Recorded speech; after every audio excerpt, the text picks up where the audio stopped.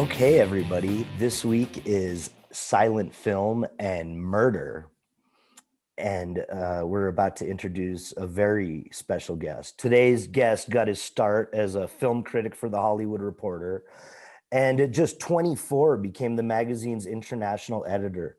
He received an Emmy nomination and the WGA award for the ABC miniseries Anne Frank, which he wrote and co-produced. His collaboration in 2005 with Spielberg and DreamWorks on the miniseries Into the West brought him the Western Writers of America Spur Award for Best Drama Script. For John Adams, he won 2 Emmys, a Golden Globe, a WGA Award, a Peabody, and the Humanitas Prize. The miniseries won a record-breaking 13 Primetime Emmys in total, as well as 4 Golden Globes. He has served as the chairman of the Santa Fe Arts Commission and on the board of the Center for Contemporary Arts, and currently on the advisory board for the Santa Fe Independent Film Fest. Welcome to the show, Kirk Ellis. Thank you, Jacques. It's a pleasure to be here, even on Zoom. So, of course, today is silent film and murder. And I thought before we jumped into the murder part, we could talk a little bit more generally about silent film.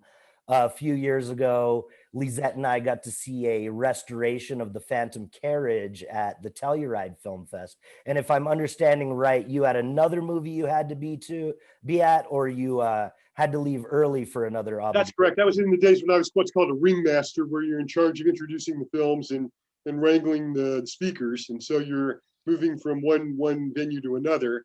So sometimes you're there for a whole screening. Sometimes you get just a taste and then you have to move on. And the Seastrom film, which you're talking about, Phantom Carriage, is one of the films that I've seen the film before, but I've not seen that restoration, which was particularly gorgeous. But it's a remarkable piece of film, and Seastrom was a filmmaker who really established the film industry in Scandinavia in many ways. He was their most prominent director for many years, and he was a tremendous influence on Ingmar Bergman. This you can see as early as Phantom Carriage, because the films are all about memory and loss and relationships, and they're done in a very unique, almost introspective style. I mean, silent film is a wonderful medium. I came to film really through what I call the archaeology of cinema, which is silent film. You know, we have a tendency to think of it as this herky-jerky, overacted sort of melodrama, because that's the way it's always been portrayed, even in a recent film like The Artist, a sort of modern silent film. But in fact, we don't know how much we've lost. We think that as much as 70% of all silent films have simply vanished, deteriorated because of the highly volatile nitrate stock they were shot on. But when you start looking at the great silent film, particularly in the late silent film era, you understand how all over the world film had reached this incredible pinnacle of visual expression that talkies just upended, and it forced everyone in every country to reinvent the wheel. And film the art of film took a major setback when sound came in because of those bulky cameras, the microphones, nobody understanding the technology. But also when sound came in, film lost its universal quality, because in silent film, it didn't matter what language you spoke. And very often, the people in American silent films, like Lars Hansen, who was one of Greta Garbo's great stars, who came out of that whole Swedish cinema with Seastrom, didn't even speak English. You can read their lips if you're good at it and realize they're not speaking English, they're speaking Swedish or Spanish or French or German, whatever they may have talked about. But audiences all over the world could look at these images and understand them. And that's something we've never really gotten back since the talkie period. This idea that there's this universal medium that could really unite people all over the world in the dark. You know, Seastrom's impact on filmmakers is one of my favorite.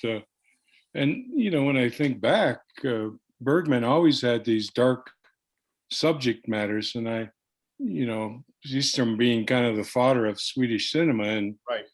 Ingmar being the extension of that. It's amazing when you study how much Bergman was influenced by Seastrom. Well, it's interesting. There's a direct connection between the two of them, because in his very autobiographical film, Wild Strawberries, which is about a professor near the end of his life, looking back on his youth and what's been lost in all the years since, that's Victor Seastrom playing the role of the professor.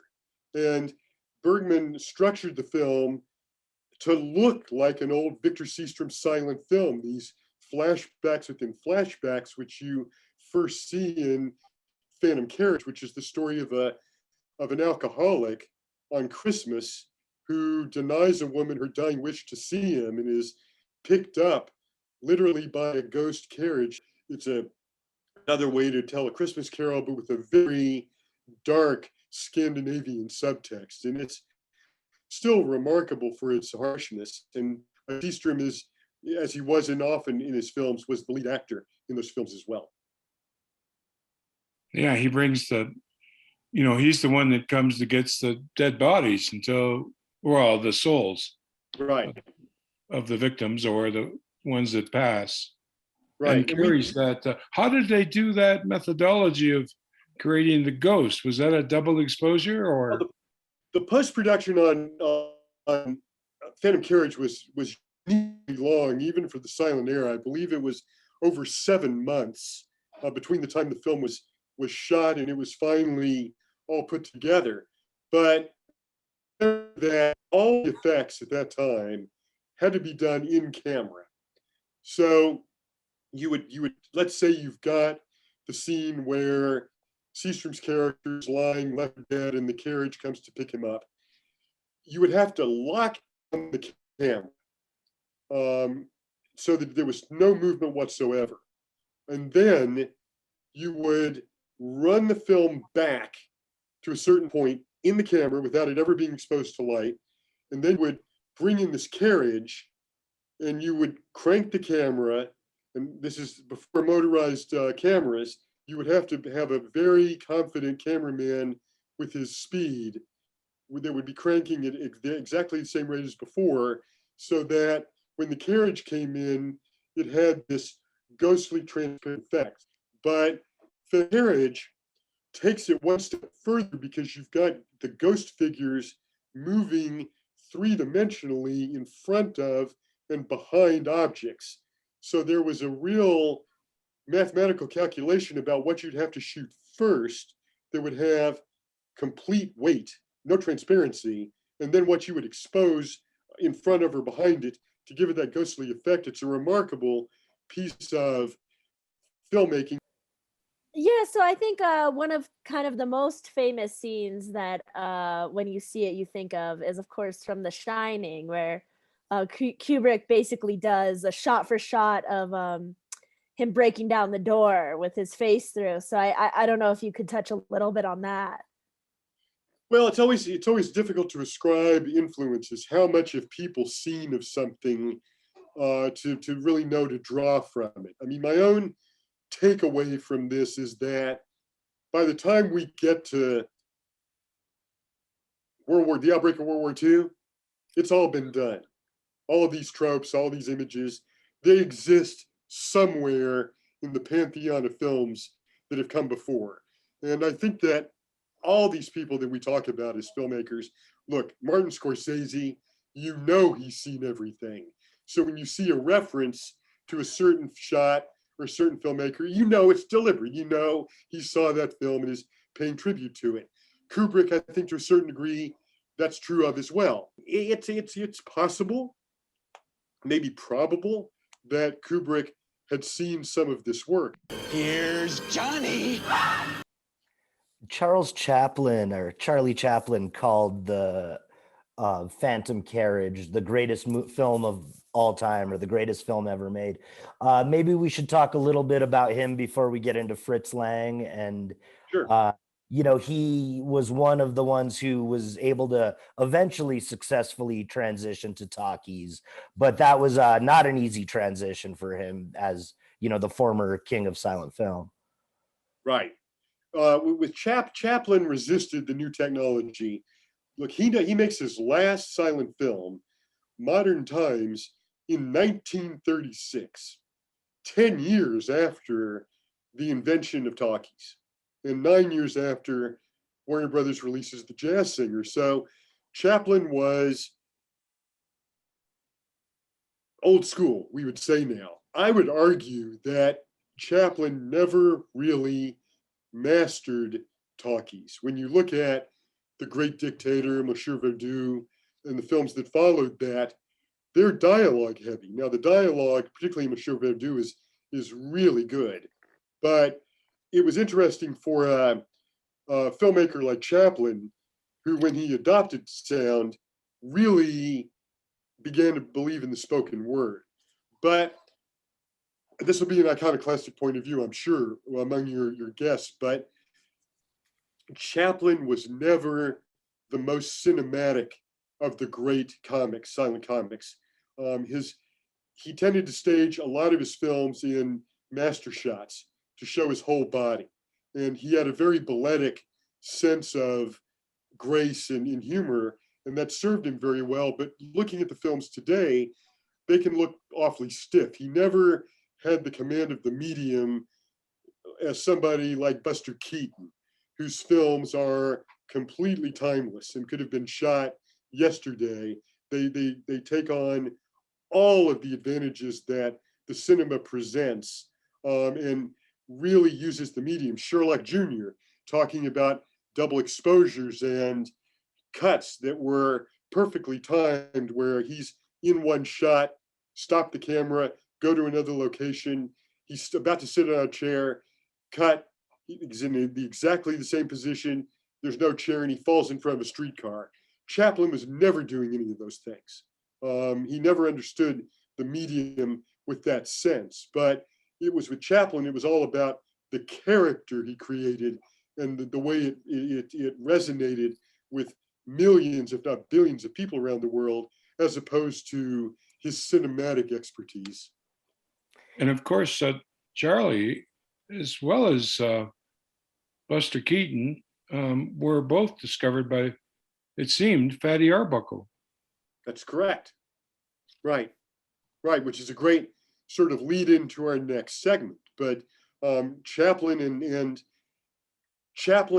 Arbuckle are together at Mack Sennett Studios. They meet there and are in some really good films together. There's a great one called The Rounders, not to be confused with the Max Evans book and movie directed by Burke Kennedy of the same name, but about a couple of guys who are just out on the town and get hopelessly drunk and can't find their way back, and they end up sort of drowning together in Echo Park Lake on a lily pad. It's one of the great last shots of all time.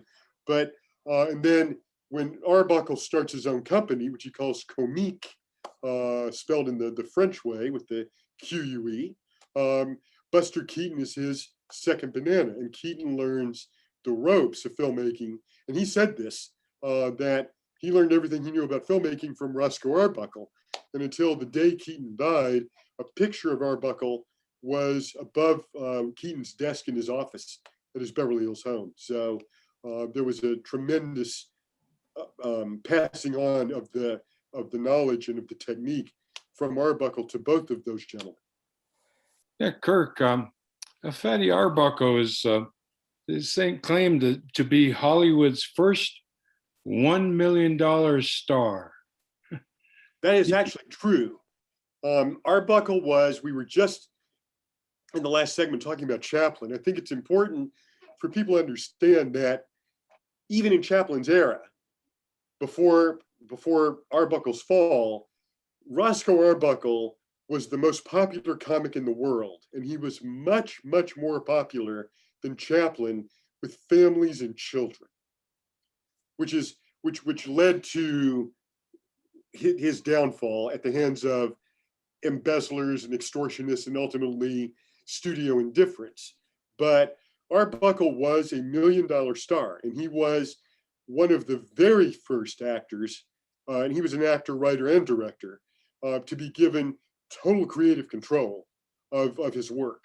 And the work he does after leaving the Mack Sennett assembly line, starts his own company working with Joe Schenck in Triangle Films, are really incredible movies. I had a chance to revisit all of Arbuckle's extant work when I was working on a now not to be produced 2-hour film for HBO about the trials of Roscoe Arbuckle that was going to star Eric Stonestreet from Modern Family as Arbuckle.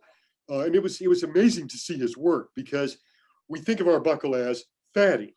And that was his screen persona, the one he created. And he was a large man. He was always pushing 300 pounds, but he had an unbelievable sense of grace. He was like a dancer. He was the Fred Astaire of silent comics, really light on his feet, able to take amazing pratfalls and respond from them, and wonderfully ingenious in his coming up with gags for his films, and generous, as we were talking earlier, to colleagues like Buster Keaton, who became his number 2 in his independent career. So to put, because it's impossible to speak about Roscoe Arbuckle without Fatty Arbuckle, rape trial, scandals, and all of this. But we need to understand the context of the times. By 1920, when things start to fall apart with what the church and the politicians in Washington think of Hollywood morality, movies were having a tremendous influence. We knew they were having an impact on how women dressed, how people designed their homes, how people behaved. Women smoked in those films. Women had independent lives and independent careers. And this was in the time when women were still struggling to get the vote, which they don't get until 1919, 1920 in a constitutional amendment. So there was all of this talk that we still hear today about the cesspool of morality that is Hollywood. And it was an industry controlled by these immigrants, not only immigrants, but immigrant Jews who weren't one of us. And they were leading our women and our youth, especially, down a primrose path to destruction. Now, Hollywood wasn't helping with its own image in this period. There were 3 scandals that almost led to government control of the film industry, certainly government censorship. And this is another point. I'll try not to be too digressive. But it did create the Hollywood Censor Board, right? It created, yes. Well, what was happening at this time was that, see, until the 1950s, motion pictures were not considered an art form. They were not covered by the First Amendment. They were considered commerce. They were commercial works that could be dealt with individually. So you had censorship boards in a city like Los Angeles or Chicago. You had censorship boards in a county like, say, Orange County or Santa Fe County. And then you had state censorship boards, and they all had different rules. So a film could look different in Los Angeles, San Francisco, Palm Springs. They didn't have theaters in Palm Springs at that point. The city wasn't founded then. But let's say Santa Fe, whenever. So people could see 3 different versions. And so Hollywood didn't mind that, as long as the government wasn't coming in to say, you've got to all cut your films one way or another. So in 1917, one of the greatest of all stars, now totally forgotten, named Wallace Reed, who was as big as Valentino, has a heroin overdose. He was a major drug addict that had been kept from the public eye, but then he overdoses. Now his wife goes on to make films about addiction. She becomes one of the first female directors of prominence.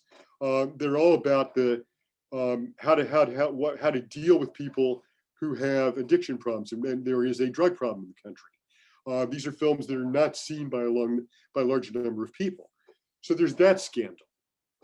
Then right on the heels of Wallace Reed comes Arbuckle, and we'll come back to that. Then right on the heels of Arbuckle's trials comes a murder of a director, again, not a household name now. William Desmond Taylor is murdered in his home. And he was one of the best paid directors of the time. He was working for William Randolph Hearst, and it ruins the careers of two of the great silent film stars, Mabel Normand, who came up through the ranks with Arbuckle and the Chaplain, who was on herself a prominent writer-director of women's comedies, and Mary Miles Minter. And the case has never been solved. And at that point, the government starts to crack down and say, clean up your act, or we're going to clean it up for you. And this leads to Will Hayes, who comes in, the former commissioner of baseball, who cleaned up baseball after the White Sox scandal of 1919, is brought in to do that for the film industry, becomes a spokesperson for, and Will Hayes was this jug-eared Presbyterian who was really short with a long face. He looked like a moral censor, but an upright guy. So he's the perfect front man for the business. And for a while, this placates the moral majority and the people in the government who are looking to take over and clean up the film business. But we're talking about Roscoe Arbuckle. So what are the circumstances of the Arbuckle scandal? So it's Labor Day of 1920. And Arbuckle Western St. Francis Hotel, right? St. Francis Hotel in San Francisco. So Arbuckle has come off of, he is now a major feature film star. Only 3 of his feature films have survived. But he come off making the first 3 of those films simultaneously. And I mean that literally. There were 3 adjacent sets.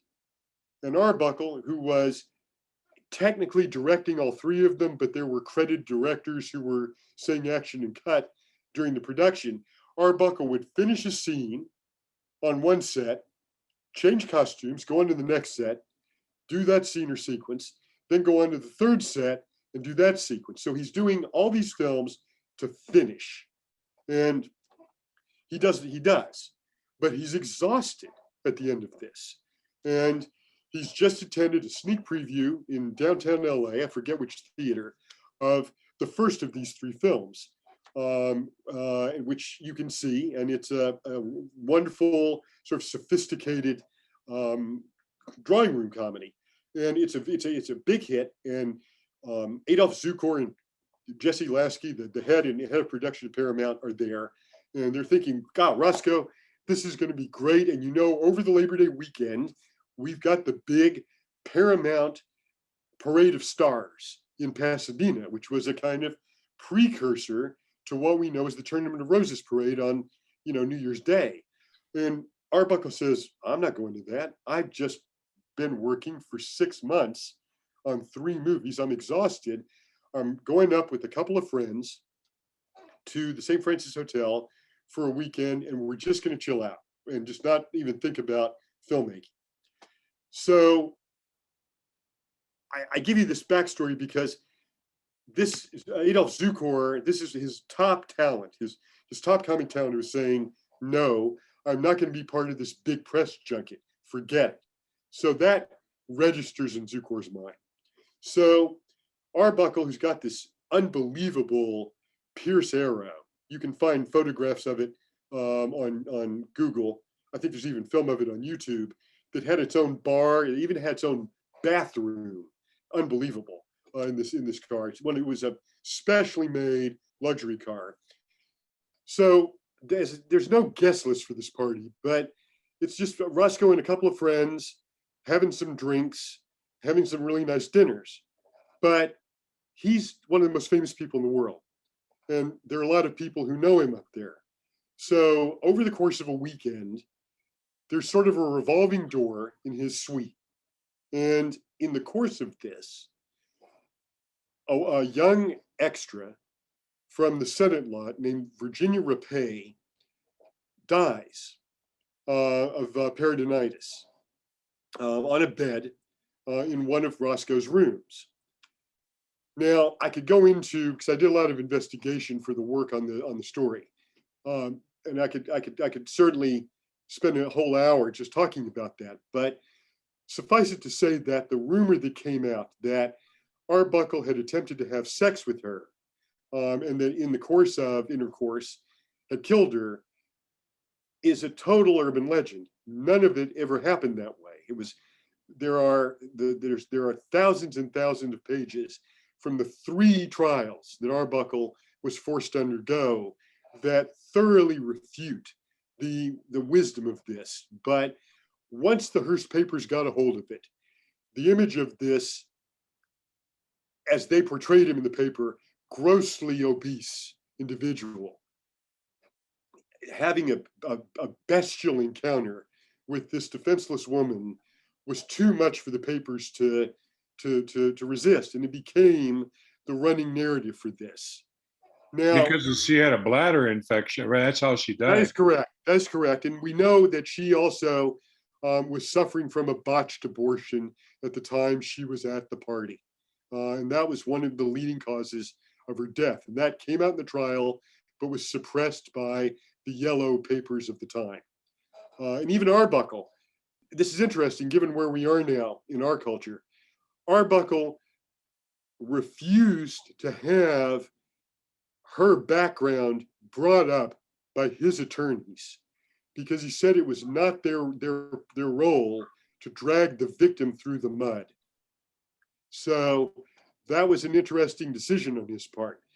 So the studio, which is already angry at Arbuckle now for not attending their big junket in Pasadena, they're sitting on 3 movies, and they know that all 3 of these films, which are going to be released back to back within the course of a year, 18 months, are going to be blockbusters.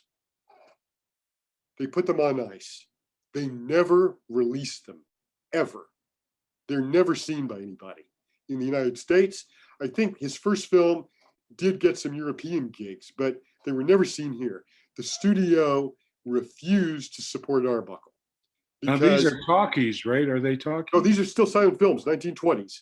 So they're too concerned about this media frenzy that is going to lead to censorship and possible government takeover of their theaters and their distribution sources, right?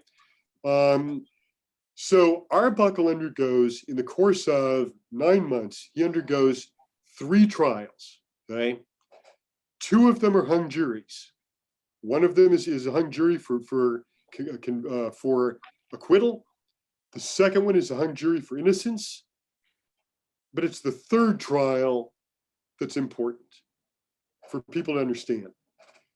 Arbuckle had been prosecuted by a man named Matthew Brady, not the famous Civil War photographer, but a crusading DA who ultimately had a failed run for governor. And this is what he was staking his governor's campaign on.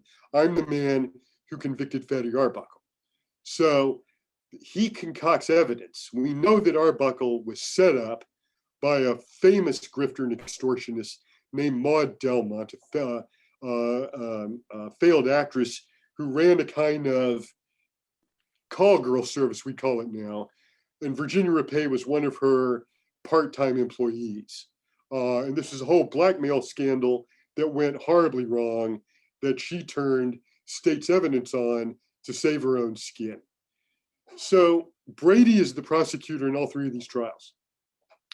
The 3rd jury is out for less than 5 minutes. You know, literally, there's not enough time for people in the courtroom to leave before the bailiff announces the jury's back in. So the jury announces a unanimous verdict of not guilty. And the 5 minutes was taken, 1 minute was taken in the verdict, 4 minutes were taken to write a formal apology to Arbuckle. Now, in the history of American jurisprudence, as I know it, certainly in the entertainment world, that is unprecedented and has not been repeated. The jury said, and I'm paraphrasing their actual words, an acquittal is not good enough for Roscoe Arbuckle. Roscoe Arbuckle deserves our apology and our condolences for the ordeal that he has been put through.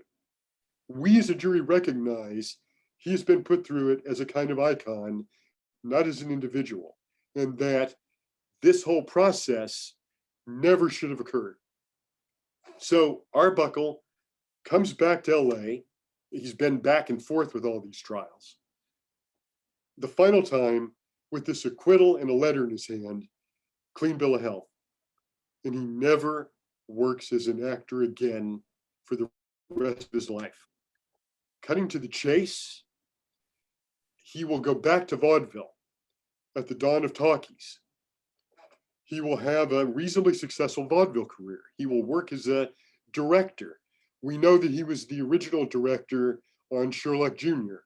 And helped Keaton conceive some of the gags, but ultimately Keaton takes over the reins of that film himself. Arbuckle is finally given a shot at Warner Brothers, and they've just started to show the on Turner. The best one is known as Buzzin' Around, which I think was the first one he made. He makes a handful of short 2-reel comedies for Vitaphone, Warner Brothers short film wing, and he's given a feature deal by Jack Warner. And he dies in his sleep of a heart attack the night he signs the contract at the age of 33. That's the end of Roscoe Arbuckle. He died very, very young and with a lot of his potential still untapped because forces way beyond his control just kind of overwhelmed him. And I've always looked at the Roscoe Arbuckle story as the cautionary tale that brought Hollywood into the blacklist, because the first blacklisted actor was Roscoe Arbuckle.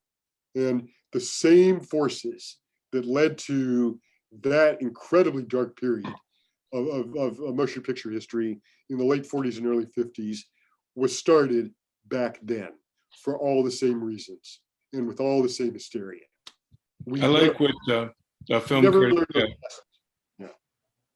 I like what the film critic Kenneth Turin says. Stars still get into trouble, and they still need help managing crises. At least Arbuckle didn't have to deal with Twitter.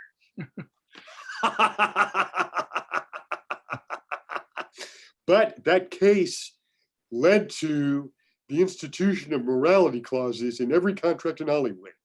Before then, there was no such thing, but then you had to sign this arrangement that essentially said, we don't care what you are or what you do, but if you're not discreet about it, you're fired. So it was after Arbuckle that started in Hollywood and became a mainstay of contracts until, God knows, until the end of World War II, certainly.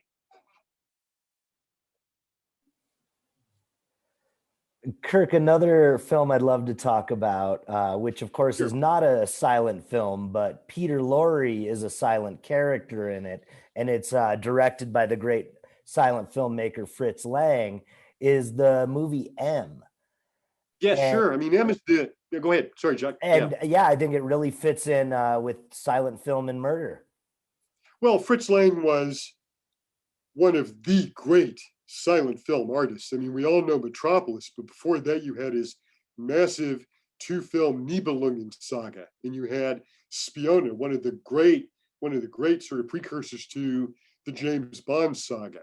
And he'd even done a 3-hour film called Die Frau im Mond, The Woman on the Moon, which is best known for its countdown sequence, which looks exactly like the NASA countdown sequences. So I'm sure there were engineering geeks at NASA who knew that movie really well and were able to sort of replicate it for the early Mercury and Apollo launches. So M is very much an extension of Lang's silent film work. And as you know, much of M is silent in the sense that it's visual expression without benefit of dialogue. There's the use of the soundtrack in an almost abstract manner rather than dialogue sequences. So among the early silent films, M is one of the most fluid because Lang felt unencumbered by what you could do in sound. He was simply, we'll do it this way because we did it before, we'll find a way to do it. But you can turn the soundtrack off in M and still understand the movie. It's perfectly visual, certainly in its longer German version, which has more of that sort of experimental technique that was lost for the American edits of the film. It's still a real remarkable film. As you know, I introduced that film to a full house at CCA a few years ago, and people were really, really struck by its power. And Laurie is, as you say, he has very little dialogue until the very end of the film, when he's meant to plead for his life to this kangaroo court of gangsters and thugs. It's all in his gestures. And I think the most visual scene in that film is when you see Laurie. You don't even know what kind of killer he is initially, but then you see him outside the store and you cut to the inside of the store and it's through the window and he's framed in this diagonal square of knives. And then you suddenly realize the weapon that's being used on these abducted children. It becomes very, very disturbing at that point. And the way he looks at them as though he's searching for candy in a candy case. Very, very visual way of conveying character. We've lost all of that. All of our movies now are 2.5 hours. Even Sex and the City films are pressing 3 hours and people just talk all the way through them. It's never about how you can use the medium to visualize. And whether we're talking about Seastrom or Arbuckle or Chaplin or Lang, that's what these filmmakers did. And that's what was so great about this period, is that there weren't more resources. Just because you have a resource doesn't mean you have to use it to the exclusion of all the things you'd already mastered. And that was it remains Hollywood's problem. Oh, we've got sound? Okay. All right, now we've got color. Oh, now it's Technicolor. Oh, now we've got big screen. Oh, now there's 3D. Let's do an all-talkie musical Technicolor 3D CinemaScope musical. So no, let's find a way to marshal our resources and use them for the most effective means. So did Peter Lorre, did he start as a silent film star and transition to the talkies really well? he was a stage actor before he became a film star. And I believe that if M was not his debut film, it was very close to that. But you can go even further back. Conrad Veidt, who became the sort of go-to Nazi character in Casablanca and those films of the 40s. He started as the sleepwalker Cesare in The Cabinet of Dr. Caligari, sort of the first of the great silent film murder shows. So silent film is a real training ground for a lot of those people. And so one of the sad things about Arbuckle too is that when you see his short films, his voice was perfectly suited to his character. It was a natural transition to sound. He did not have any relearning of the wheel to do. He was a real natural for sound. Kirk, I know Fatty was based out of Kansas, and so was our next victim, so to speak, Thelma Todd. She was also a girl from Kansas who came, but ended up, of course, in Massachusetts. She's always known as the actress from Massachusetts that got murdered. But I'm most fascinated by, of course, the Sidewalk Cafe, which I walked by for years. Never knew the history of that building there on the beach. Right, yeah, Thelma Todd was one of the early Vavoom girls. They called her the Hot Toddy or the Ice Cream Blonde. And she was, it's sort of incorrect to talk about her as a silent film actress. She did silent film, but she really made her mark as a sound comedian with a series of shorts for Hal Roach, where her second banana was the great Zazu Pitts. And the Thelma Todd films are terrific to look at because she's always a career girl, independent-minded career girl in those films. She became better known in death, I suppose, or for her death than she was for the that she made, because she is part of the Kenneth Anger, Hollywood Babylon, unsolved murders of Hollywood, if indeed it was a murder. She was only 29 years old when she died, and she died at a friend's house. It was right in the garage of a friend's house that was right behind her roadhouse. She was in a spat with her lover at the time, and he'd locked her out. And she took refuge in a car in the garage. Police reports at the time said that the best guess was that she had turned on the car for the heat and had asphyxiated in her sleep. But there were others who alleged that there were bruises on the body, that there had been some domestic altercation, or that it had been a suicide. We don't know, and we're never really going to know that. But she was in mid-production of a film. She did all of her work with Hal Roach, and she was a frequent co-star of Laurel and Hardy's feature films for Roach. She done a wonderful role in Fra Diavolo, their version of an operetta, and she was in the process of completing a role in another Laurel and Hardy operetta, The Bohemian Girl, which is actually one of their better talkie films set in the world of gypsies. And after she died and the scandal that induced, Hal Roach removed all of her acting from the film. She appears in only one scene doing a song and sort of recast the part, although they just had another actress do another part that was the Thelma Todd role. So these are the things that happens. This is the sort of fallout from these cases. We see them with, whether it's Heath Ledger and that suicide at the end of making his mark in the Batman trilogy. But these are the things that happen in these cases, because there's always some business price to be paid if you are the person who holds that deceased actor's contract. But it's unfortunate that we only know Thelma Todd from the mysterious circumstances surrounding her demise, because she was one of the most vivacious and vibrant of these pre-code women, on a par with Joan Blondell and Barbara Stanwyck and the early Betty Davis, really doing these independent female roles that disappeared, less than a year and a half later, when the code really came down on Hollywood, and the idea of independent women was absolutely not going to appear on our motion picture screens if Joseph Breen and the people at the production code had anything to say about it. But it seemed that some of her, potential, she got involved, it seems, with some organized crime figures, and a couple of them were suspects during the trial, but Pasquale Di Sico, and also, but the more interesting one was Lucky Luciano, and it could be that he was the last to be with her. I'm not sure. That seems to be the suspect, and of course, Lucky later married Vanderbilt, Gloria Vanderbilt, and I began to wonder if that's the mom of the CNN host, the current host. I wondered if Lucky was his dad. Well, it would have been impossible to run a roadhouse in that period in time, when we're still during the Depression, coming out of the Depression, that would have had some day-to-day Congress with shady characters. Just no way around it.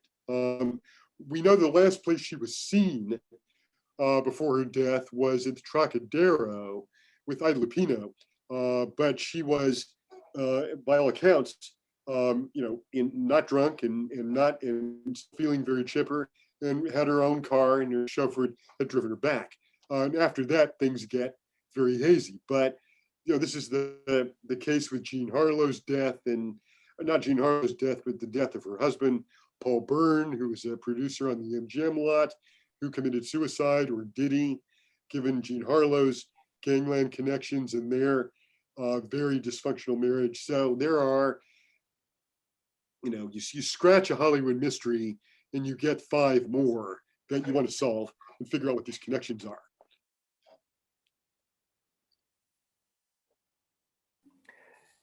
This was Film Talk Weekly. Today we talked silent film and murder with writer Kirk Ellis. Thanks so much, and we'll see you next week.